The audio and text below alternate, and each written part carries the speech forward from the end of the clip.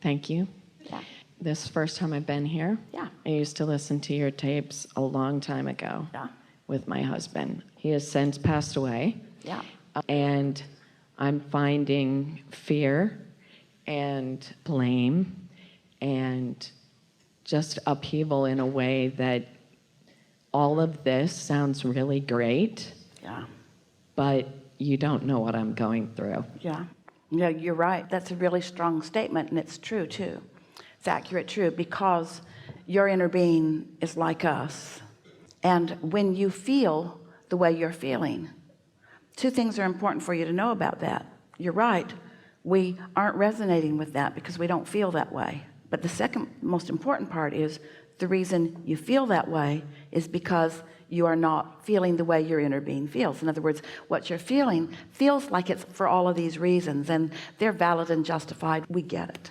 But what you're feeling is the deprivation of yourself from yourself. Feel the circle of this. I don't feel like my inner being feels, and because I don't feel like my inner being feels, I feel like I feel. I feel like I feel because I don't feel like my inner being feels. This is the way somebody feels who's not in connection with their inner being. It feels like you can't get there from there, but you can. You don't always feel fear, do you? I guess it's more, yeah, it's fear, but it's also, I question every single thing. All right, so just give us one question at a time. We'll give you an answer. And some of your questions, the answers will satisfy you, and some of them won't. Try to be succinct, but I question everything. Big question? Financial. What's the question? Do I deserve money? Yes. Will I be able to stay in my house? Those are the kind of questions Well, I have. you see, this is what we want to help you to discover. Now, we're just asking you, and the conversations that have come before are perfect preparation for this. So this will be easier for you. So feel the difference between the wobbly question, will I be able to stay in my house, and the statement, I want to stay in my house. Can you feel a difference in those? Yeah. And if you say, will I be able to stay in my house? I hope I can stay in my house. Will I be able to stay in my house? I want to stay in my house. No momentum ever happens because you wobble, wobble, wobble, wobble, wobble.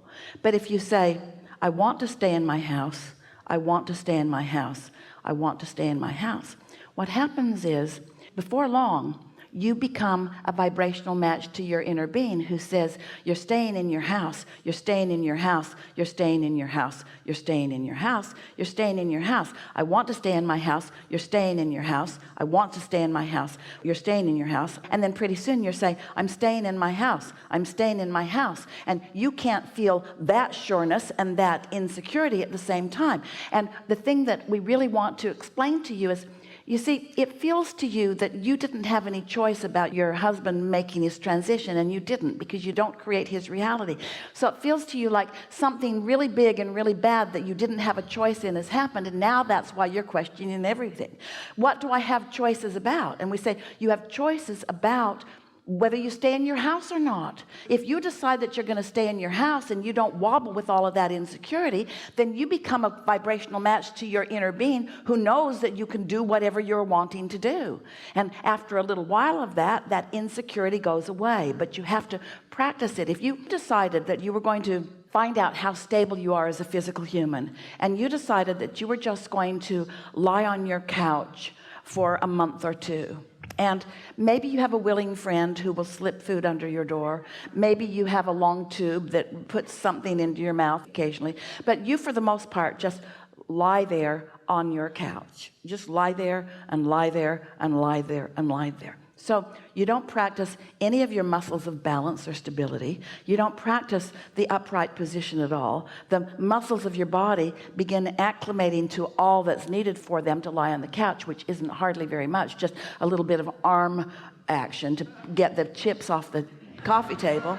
And so when you stand up, you're going to be pretty wobbly. You haven't used those muscles, and so they're not ready for you. And then you wouldn't just leap up and go running down the street. You'd have a very hard time because those muscles have atrophied. You have not utilized them. And that's what happens with your thought muscles too. As you feel discouraged, or as you feel depressed, or as you feel lonely, and all of those things are certainly natural. But if those are the vibrational muscles that you're practicing, then you find yourself feeling more and more insecure and less efficient. And the thing about the universe and its response to you is that it's attraction.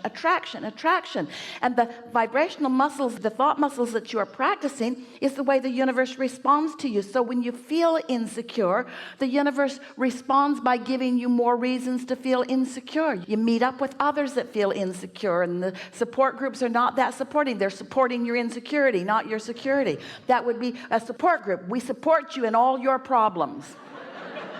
You got a problem, come to us, we'll amplify it. We'll help you defend it, you see. But when you realize that you would not lie on the couch, you might want to, but you would get up and you would move around. And don't you notice the way your body responds? Your body responds very quickly to the decisions that you make. Everything, the entire universe responds quickly to the decisions that you make. So you've just got to make a decision. Am I insecure or am I secure? Do I want to feel good or do I want to feel bad? Is life over for me, or have I got a whole bunch of wonderful life ahead of me? You just make those decisions one at a time until you regain your connection to your source and you regain your momentum. You know, if you practice feeling good, there's a momentum that literally will propel you through anything. That's the way momentum is, you see. It'll take you to places that you didn't even know you could go. But once you get that momentum going, off you go. Yes? So we know that was helpful. We know it made you feel better. So do you have another question? That was a good question. It really brought a good answer, didn't it? I find that... Now wait, think about what you're doing here. Think about what you're doing, because you're making statements. You're practicing your muscles right now. So which muscle are you practicing with this next sentence that you're about to offer us? Well, are you arguing for your limitations? No, I want to live in the solution of whatever is going on. The uncertainty. Now, wait a minute. It makes me a little crazy, but I am trying to... I say yes to everything. I try not to stay in. We appreciate you so much, but you're not even trying yet, and it's all right. Words don't really matter, and so we're not really asking you to choose words that you don't mean, but we are asking you to feel the point of attraction of the words that you are using. So when you use a word like uncertainty, flesh it out a little bit and make it a nicer word to you. I know there's lots of choices that I will be making, and things will clear up in time. Isn't that a nicer way than saying uncertainty? Yeah. When you say it's crazy making, or it makes me crazy, can't you say something that's a little nicer to you? I'm a stable girl. The reason that I even can recognize what crazy is because I know what stability is, and I prefer stable to crazy. Who is it in your world that is enjoying your chronic complaining? Is there anybody that's enjoying your chronic complaining? You're sure not. Esther said to a friend, after Jerry made his transition, a friend of hers, his wife made her transition, and they were talking one night over dinner, and he said to Esther, I'm just feeling so damn sorry for myself. And Esther really heard that, because she thought, ooh, I'm doing some of that too. I'm doing some of that too. And it is so ridiculous. It's so ridiculous. It's all right to miss someone. It's natural that you do. And it's all right to acknowledge the benefit that they provided when they were there. It's natural that you would. But feeling sorry for yourself, or actually choosing to point out the hardship that you're living, you can never get over hardship when that's your pattern. You just can't do it, you see. Do you think your inner being is feeling sorry for you? Because when you are, it sucks, doesn't it? Because your inner being knows your strength, and when you don't, you feel your inner being isn't agreeing with you. And we are standing here as a verbal representation of your inner being, you see.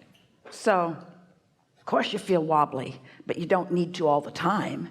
And often you don't, but that's not what you're talking to us about right now. You're not telling us the story about how you woke up one morning and you sort of got full of yourself and you went out and the day was beautiful again until you felt guilty about the day being beautiful. You didn't tell us that story. You didn't tell us how much fun you're having in your newfound freedom and autonomy. You're not telling us any of those stories. You're not telling us about how you like being in charge of your life and how it's nice not to have a damn compromise every time you turn around, that you're getting to do what you want, that you're getting to order what you want to eat. You're not just eating the other half of what somebody else wants to eat. You're not telling us any of those stories. Well, there's definitely You're more not telling root us beer about how in you my get to house. spend your money the way you want to spend your money. You're not telling us about the restrictions being lifted. You're not telling us any of those stories of freedom because you feel guilty because you think you're supposed to feel sad for the rest of your life. Yes. Yeah. Yeah. Well, Thank you. enough? Yeah, I'm good. Really good. Really good.